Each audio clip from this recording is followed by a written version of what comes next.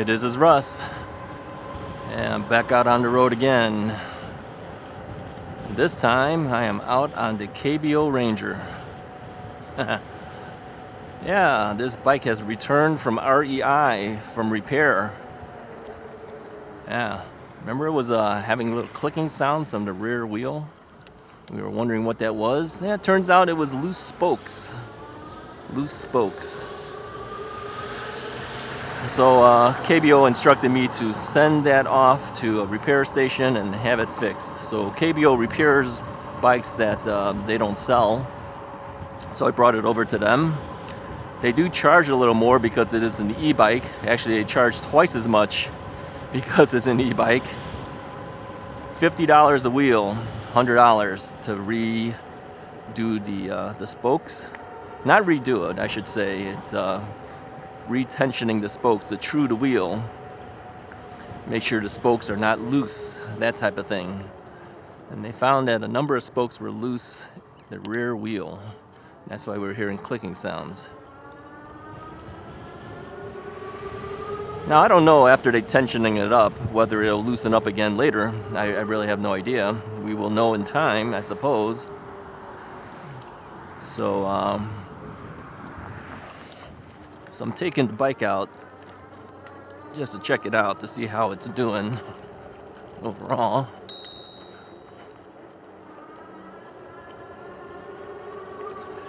And so far it seems to be okay. I do hear a little bit of crunching every now and then. I don't know whether that is the same sound or something else, who knows. But in general, it doesn't click like it was before.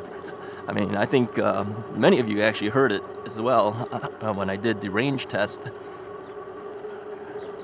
And the guy at REI told me that many people would just kind of keep riding on it and never bring it in. But he says, yeah, I'm glad you brought it in. Because safety-wise, you want spokes to be good. I mean, that's really what's holding you up, is the spokes. Your spokes aren't done right. You know, that could be a problem. I told you before, when I was younger, my dad bought me my first 10-speed bike, what we called 10 speeds back then, kind of a road bike. And after riding it a couple times, the entire front wheel caved in. I mean, it bent in half. I mean, it just like this. The rim was not round anymore. Yeah, and I heard from another, one of our viewers, said that happened to his son recently. So he's not alone. It happened to me too. So the first thing in my mind is if it's a potential spoke issue, you've got to take care of that issue. You can't not just ignore it. Wow, this thing's really kind of bumpy on this path now. I guess it's starting to crack open or something. Who knows?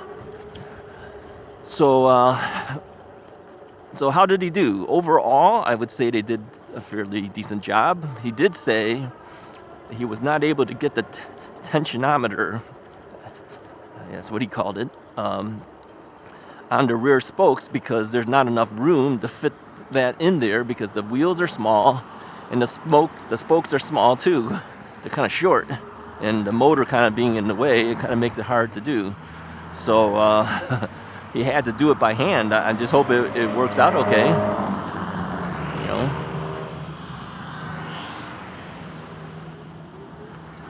And but you know, if you're used to doing spokes, you can kind of ping it. You know, just kind of play it like a guitar string and listen to it, and it'll kind of give you an idea what the sound is on one thing versus another spoke, to see if the spokes actually sound the same. I think that's how he did it. I mean, I would have preferred that he had instruments to check out the thing and measure it.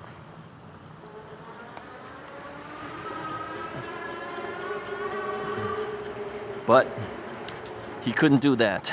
It just wouldn't fit in there.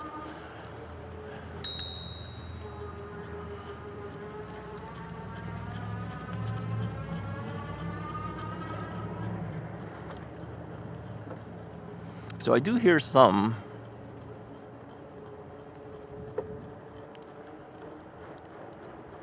I'm just wondering if that is the same sound or not. I'm hopping on the bike a little bit here. You see it bouncing. I'm trying to see if I can mess it up somehow.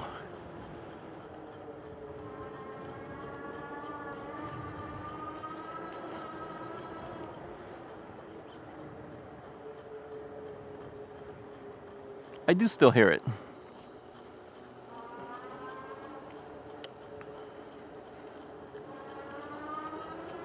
Yeah, I think I still hear it. I don't think it's 100% perfect.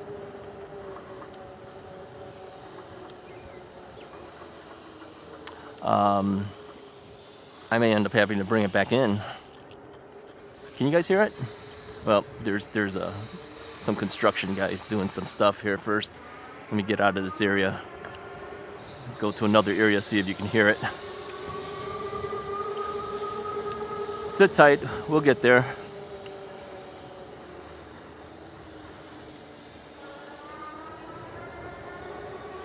Let me just get out of this area. They're doing some type of major construction over there, and that's kind of messing with our ability to hear.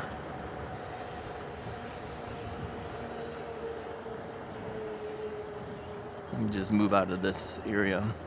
You know, where we just passed, I see a lot of gnats and stuff flying around there all the time. And if you don't keep your mouth closed, it's going in your mouth.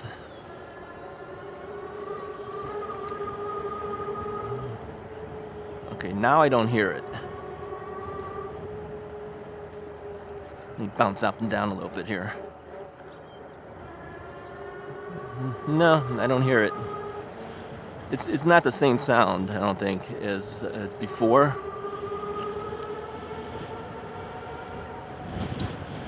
Now I've been throttling because I'm really kind of concentrating on the sound at this point.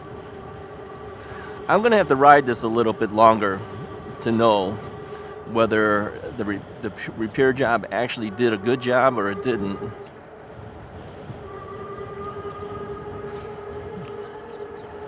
But he did say that the front wheel also had a couple of spokes that weren't tensioned properly. Not like the rear. The rear had quite a few, he said. So I don't know if one or two spokes goes out, does that throw out other spokes because I've been riding on it? That's possible.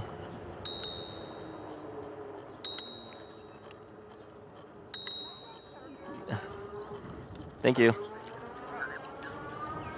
I had to hit the lady with the number of bell rings. She's on her phone. She's not paying attention. And I'm coming up on her. She's not realizing I've been hitting the bell. So no, it's not as intense. Right now, I don't even hear it at all. It was just that for that short period of time, I heard something.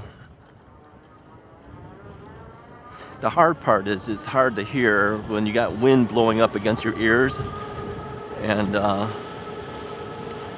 so all I hear is wind noise. I don't really hear any of the clicking. I think before the clicking sound was pretty noticeable. I mean, many of you guys have heard it. And the microphone that I have is on my helmet, as you know. So for it to be able to pick up that well, you know, it's pretty noticeable then. But I don't hear it now. We'll know over time. I think I just have to ride the bike a little bit more often. Bring it out every now and then. See if things loosen up again.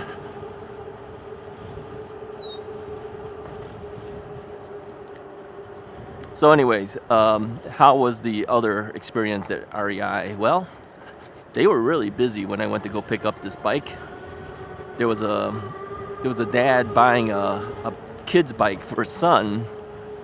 A little bike, you know, with training wheels. So you can imagine it's pretty small, right? $239. I was kind of shocked. I know our bikes cost an arm and a leg in comparison, but for a little kid's bike, $239. Things have gone up that much in price since I was younger. I remember the mountain bike that I recently donated, the Giant mountain bike. Sure, that was probably 20-something years ago that I bought that bike, but that was about $239. And you're talking a kid's bike with training wheels for $239. I was like, really? I kept thinking, could I have gotten that bike at Walmart or something a lot cheaper for a kid? It's the cheapskate in me, I guess. But that's what I was thinking. I was thinking, that's a lot of money for a kid's bike. But, yep, the dad bought it for him. And so I had to wait a while. They had a lot of customers there, and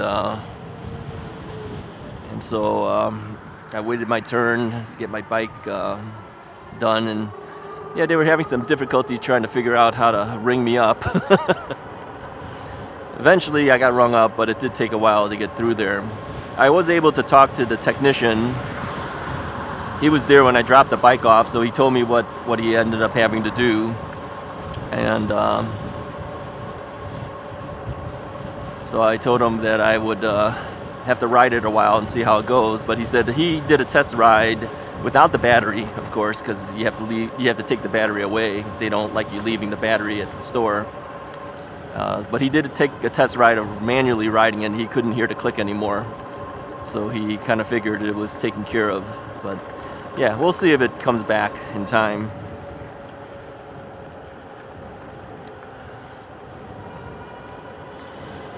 So anyway, I just wanted to take this out and give it a try out.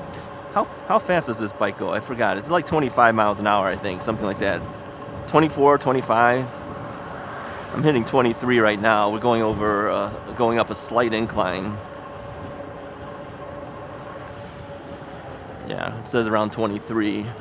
It's fine. I mean, this should technically be a Class 2 bike, so that means you really shouldn't be able to go past 20. So to be able to do 23, I guess that's pretty decent.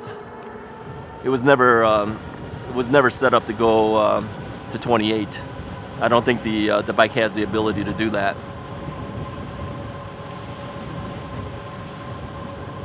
Yeah, about 23 is what we get out of this bike. Full throttle, that is. So I have finished my my Velotric mileage test. You'll have to watch that video to find out what the end result was. So that will be coming up soon. I have to edit it, put it all together. It took me several days to do that. Several days of ride. I mean, I didn't show you every part of the ride. Obviously, there's no way to do it. It'd just be too long. So I showed you the beginning part, talked a little bit about it, and then I'll give you the end result towards the end of the video. But yeah, it did quite well, but you do have to put effort in to get anything out of it. I mean, because you have to pedal. You have no option but to pedal, because that's what a Class 1 bike is. There's no throttle on it. Plus, it's a torque sensor, so the more effort of pedaling you do, the faster you go. And of course, I couldn't do that because my replaced knee and the weakened leg, actually. So, but if you look in terms of actual mileage, it didn't do too bad. Yeah, it's got a small motor. I think it's like a 350 watt motor in there. And no, I don't recall exactly what the amp hours of the battery was. I think something like 9 something. Not sure. We had to check the specs. But it's not a huge battery. It's not a huge motor. It doesn't need a huge battery if you have a motor that doesn't draw more than X amount of current to give you only up to 350 watts of power. So I guess looking at it that way, you know, it did pretty well for its range test. Now, they claim 70 miles out of it. No, it didn't come anywhere close to that. But I'm a heavy guy, and I wasn't doing too well in the pedaling. So who knows what it really would be for you. It would be probably better, I would think.